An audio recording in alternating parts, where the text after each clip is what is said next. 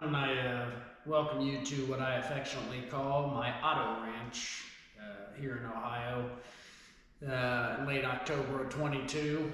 Got a couple cars that get a lot of comparisons from Mustang enthusiasts and some auto journalists as well.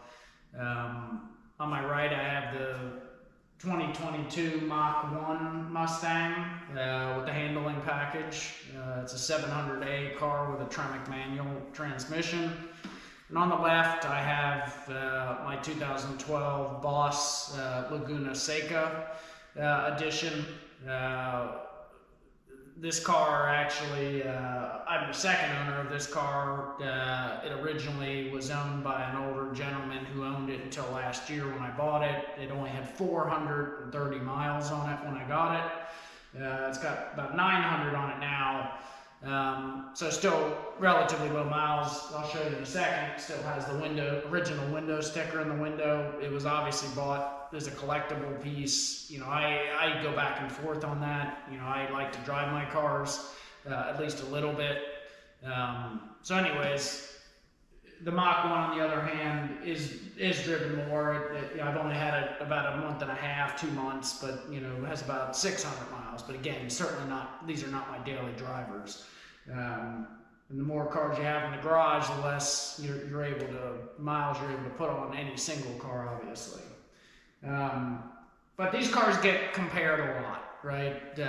You know, the Boss 2012 and 2013 was essentially what the Mach 1 is today. It was the handling, you know, car for the Mustang family.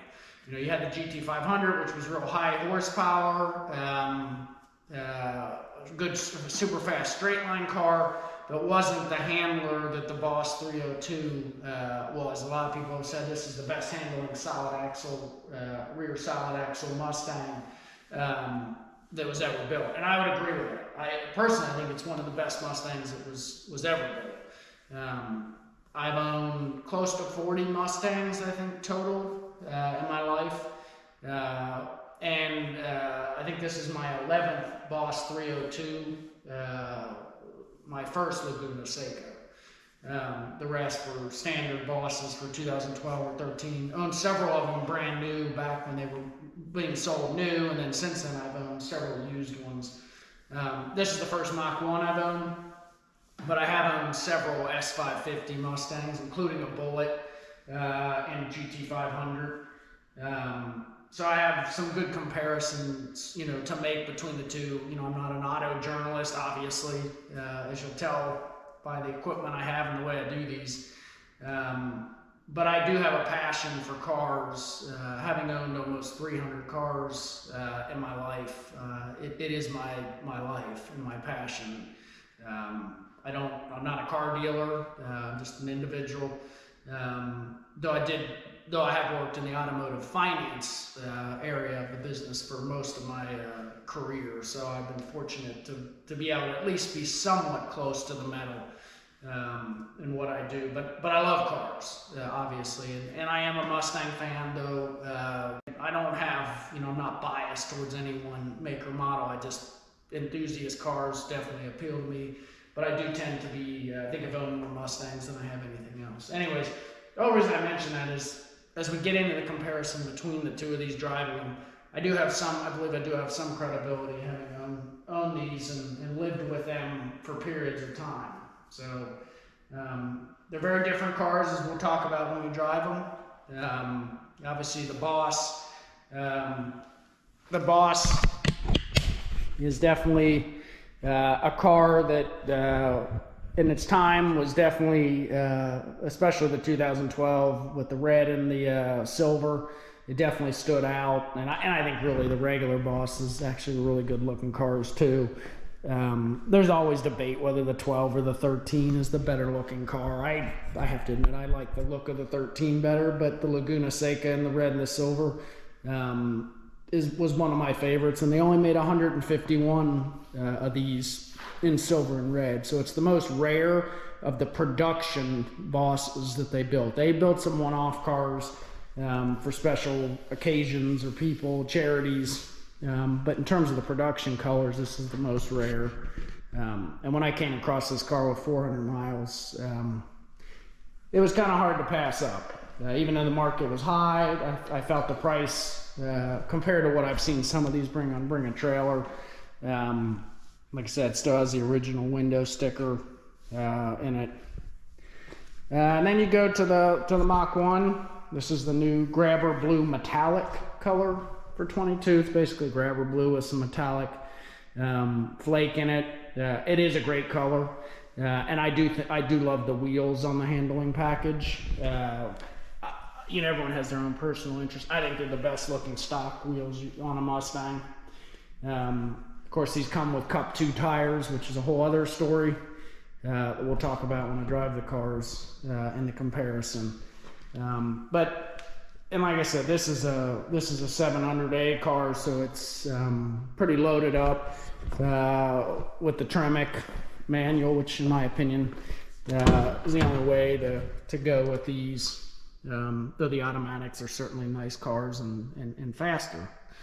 And then when you compare that kind of to the Laguna Seca, which is, you know, obviously my Mach 1 has the regular seats, the comfort seats, whereas this has, these came standard with the Recaros on the Laguna Seca. And of course it's a back seat delete. They all were on the Laguna Secas. That shift knob is not factory. I did have that custom made for this car.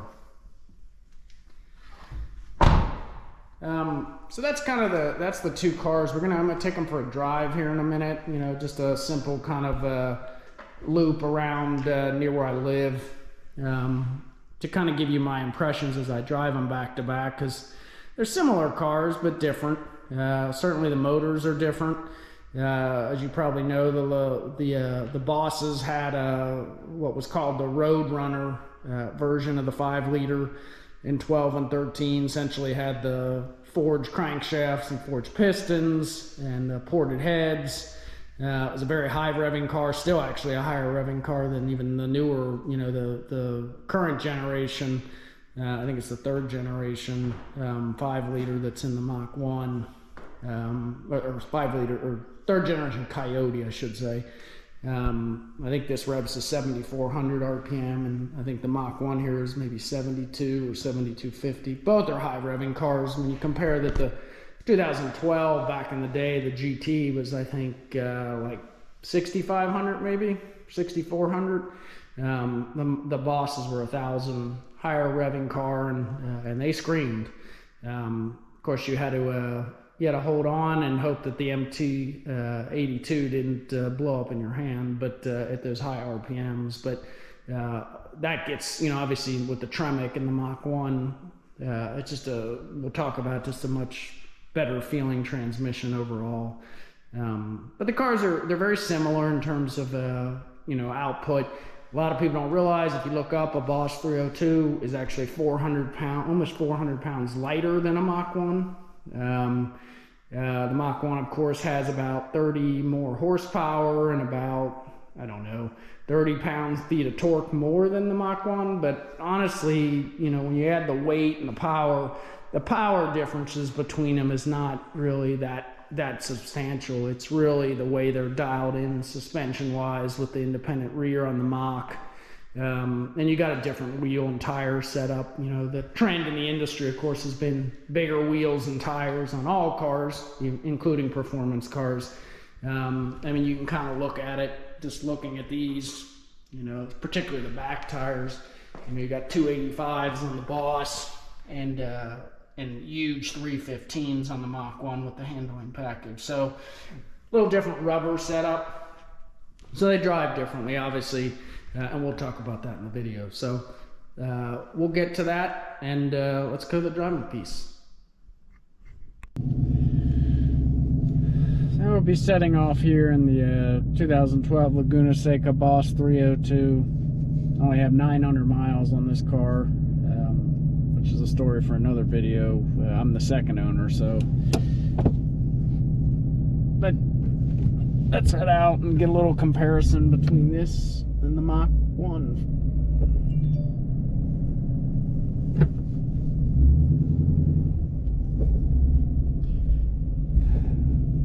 First thing you miss is a rear view camera.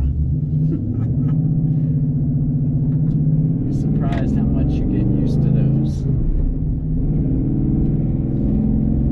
I'm sure they have saved some people some time and hassle with accidents. Probably even saved a few people from getting hurt.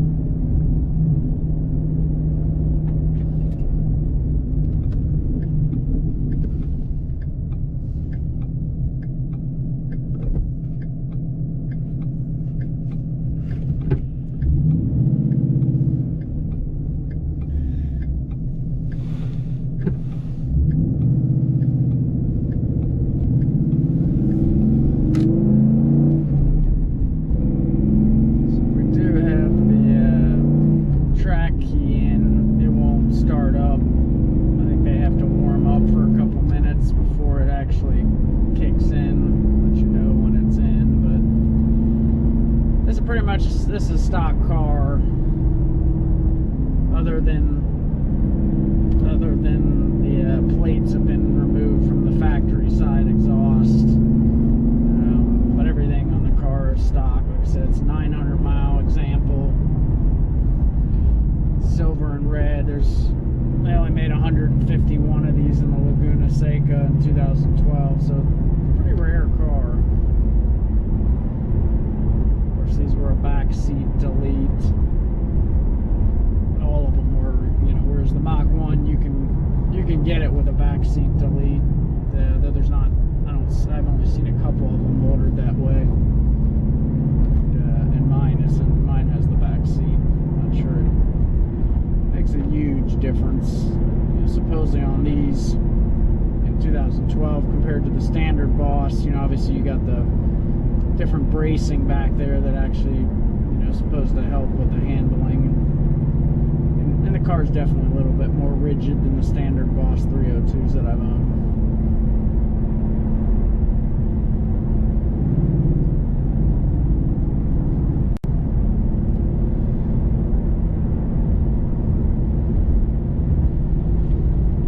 It's actually one of the nicer fall days here in Cincinnati. It's probably almost 70 degrees in late October. It's actually kind of warm really for this time of year, but we'll take it because in a month that'll seem hot.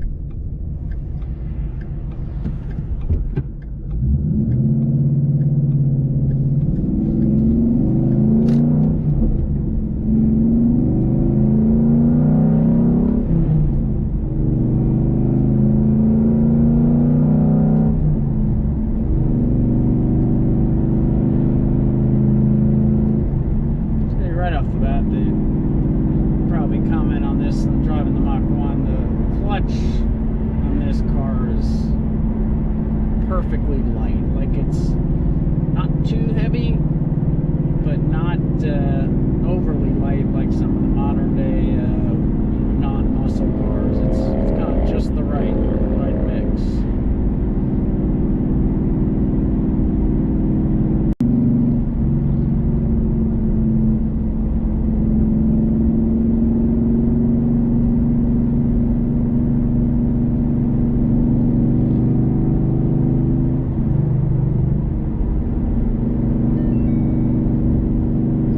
Chime is telling you that the track key is now enabled, so you get a couple hundred parameters supposedly are adjusted with that. It's sort of like a factory tune, though a lot of people say it's pretty mild tune. I mean, the nice thing about it was that it kept the factory warranty, when these were still under new car warranty. It also gives you kind of a low-B idle sound. I don't know if you'll be able to tell that in the car.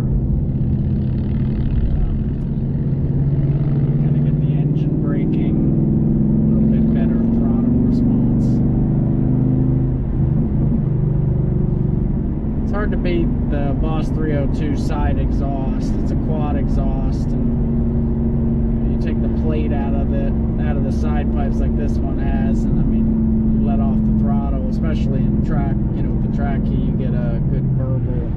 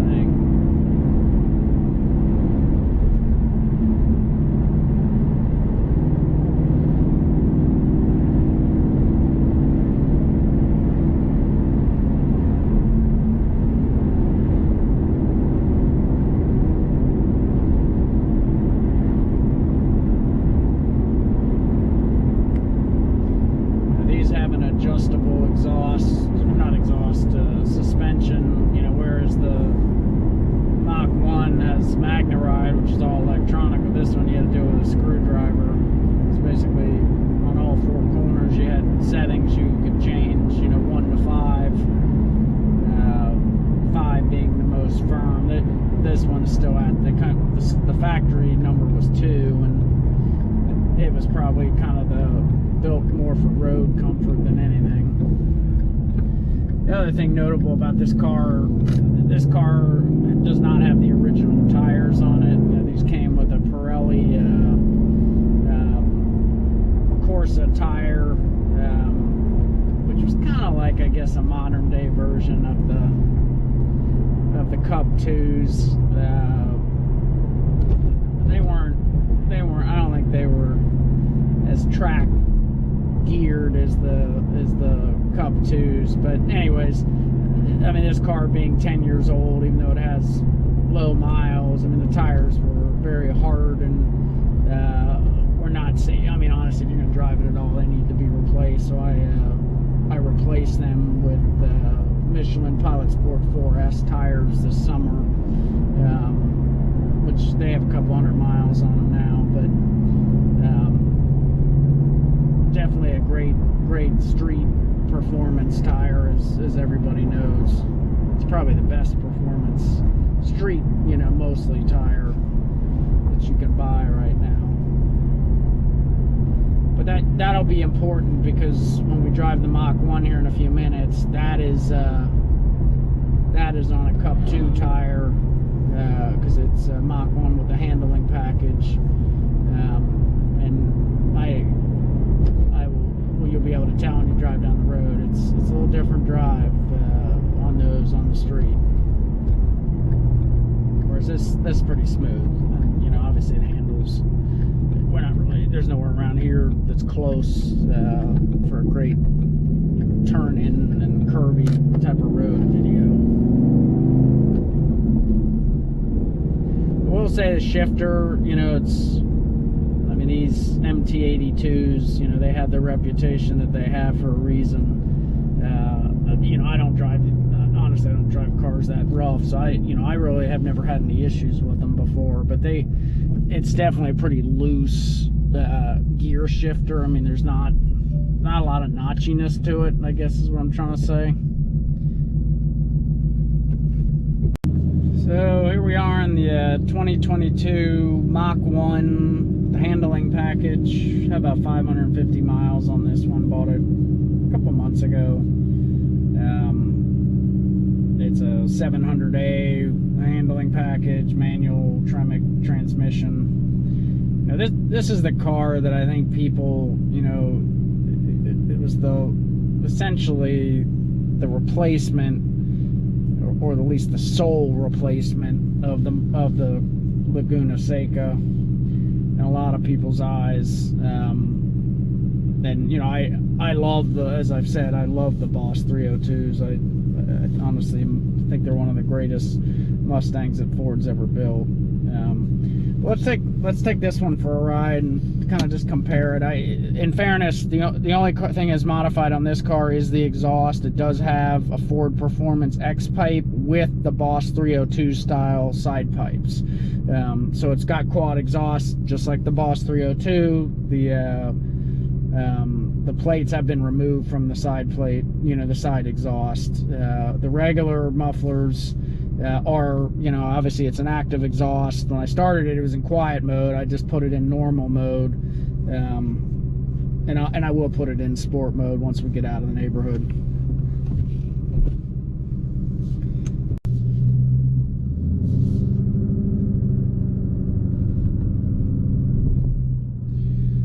And the rear view camera definitely comes in handy, backing out, especially when you have something pulled in kind of close like that.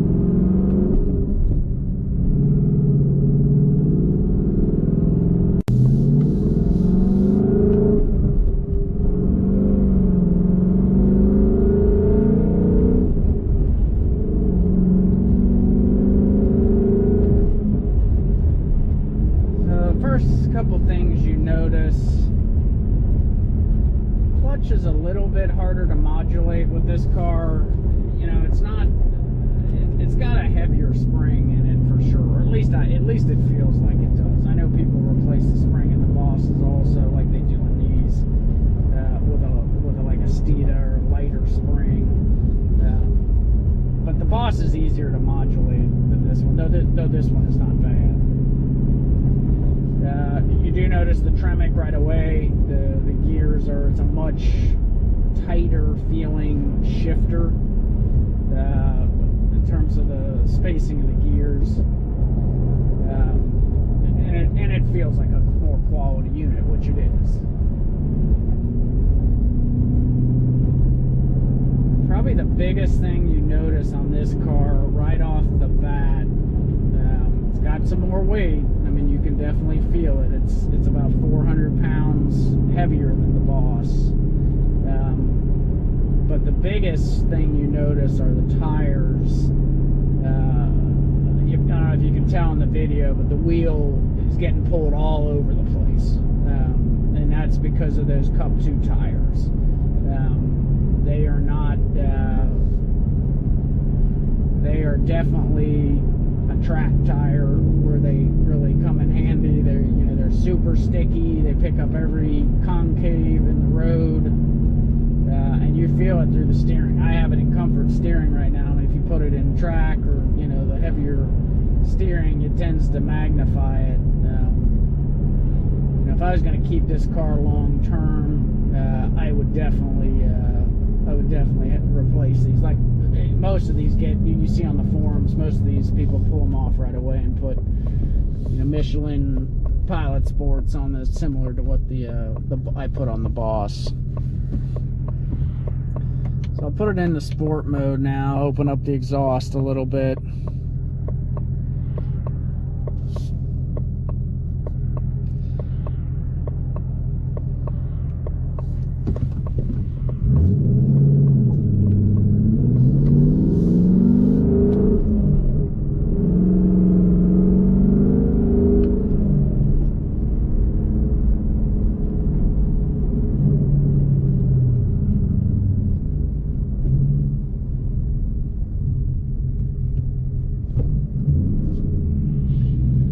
You do get on the newer Mustangs, you do get rev matching, which is a nice feature. A little bit louder exhaust that this one has. It's a little bit more. People know you're coming when you approach a light or a stop sign. You downshift.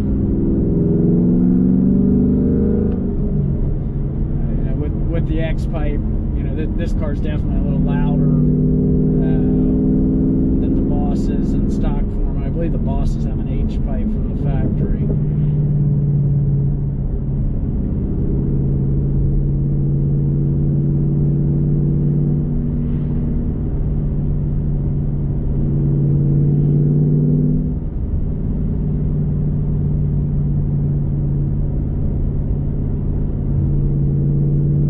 Fortunately, this time of bad day on a Friday afternoon. There's a fair amount of traffic, so you don't really get a good feel for, kind of opening it up a bit. But the car definitely has, the steering and the suspension. Obviously this is an independent rear suspension, which the Boss is not. So it definitely feels more planted.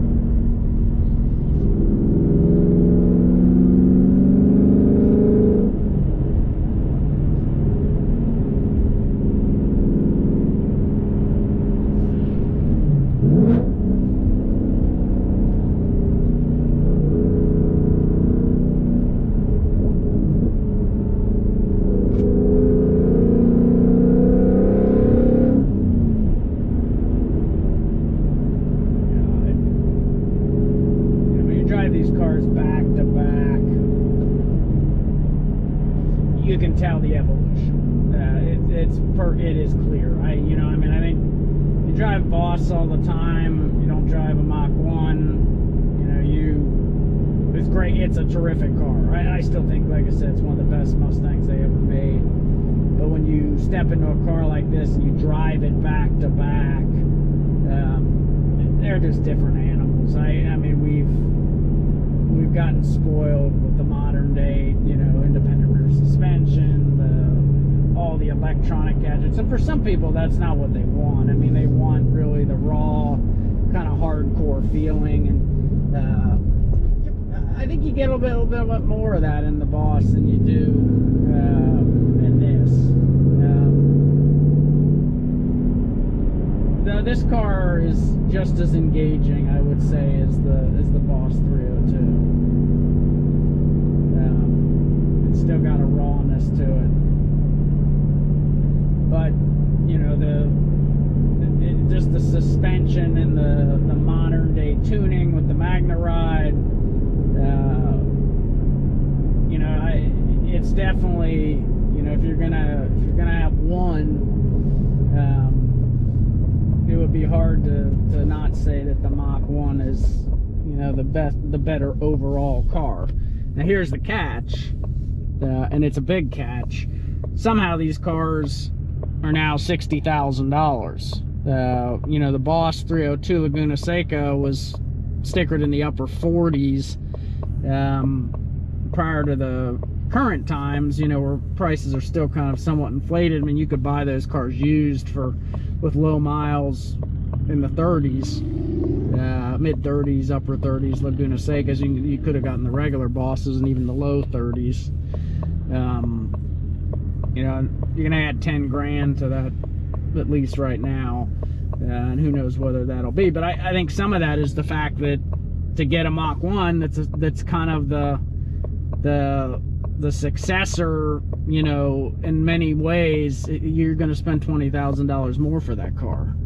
And the question becomes, is it a $20,000 more of a car than the Boss is? And, in terms of resale, collectability, all of that stuff, you have to factor that somewhat into your equation if you're buying the car is more of an investment. And realistically, none of these cars are really probably great long-term investment cars.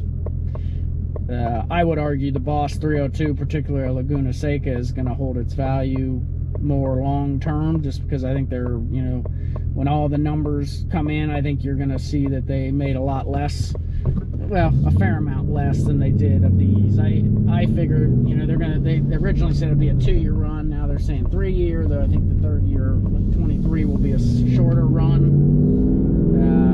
They could very well have built 12, 15,000 of these by the time they're done, whereas the Bosses all in were like a 7,500 build, if I remember right. And of course the Laguna Secas were only, those only had 750 each of the 2 model years they were built, so you had 1,500 of them. So exclusivity wise, I think the Bosses kind of take the cake on that. But I think the question becomes, like I said, is is this car worth $20,000 more than the Boss? You know, in terms of a car you're gonna drive, you know, not every day, but you know, certainly if you're looking for a car as a daily driver, right? You know, the Mach 1, if you can afford the extra cost, certainly a much more comfortable car that offers you the ability to switch between a comfort setting fairly easily and a more track ready type of car when you want it to be.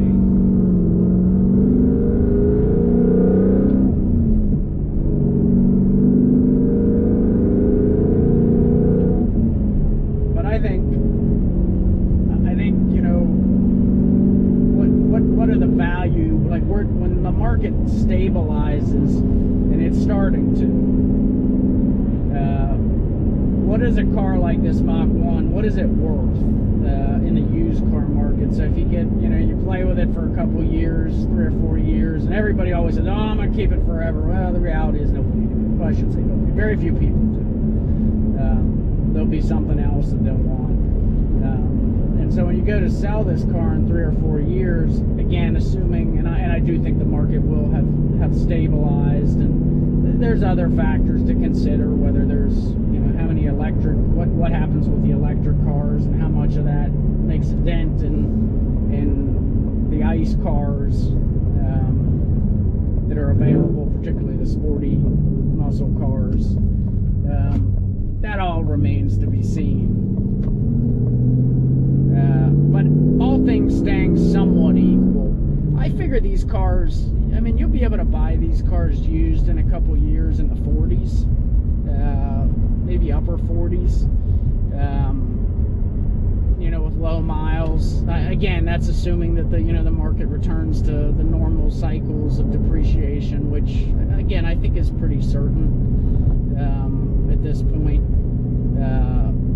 I mean, if you looked at the Bullet, which was a similar car to this powertrain wise, you know, prior to the pandemic, those things, I mean, they were in the upper 30s with low miles. So again, car, you know, they stickered about 10 grand less than these. So that's why I say mid to upper 40s is probably a likely spot for these in a couple years to land.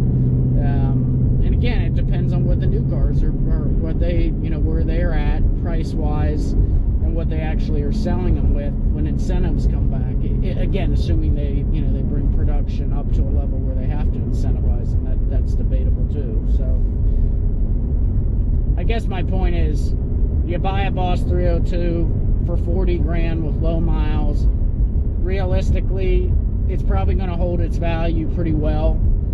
Or do you buy a car like this new for 60, and again, handling package car like this, you're looking at, with leather and the 700A, you're looking at 65 grand. I mean, do you do that and lose 15 grand in 3 years? I don't know. Again, it depends. Are you buying, is it that much more of a car? And I think for me, even owning both, I would say no. I'd rather have, you know, if I had to pick one, I would enjoy, and I know I wouldn't lose my shirt on it in a couple years when I decide I want something different. The Boss is a better investment, and in 80% of the drive that this car is. And that's my opinion. I obviously, you know, I've owned a lot of Bosses. I think I've owned 11. This is the only Laguna Seca I've ever owned. And I've owned plenty of S550 Mustangs, including the Mach 1. I had a Bullet, and I've had GT500. So I think I'm a good person to make a call on that in terms of the drivability. But it depends on what you want.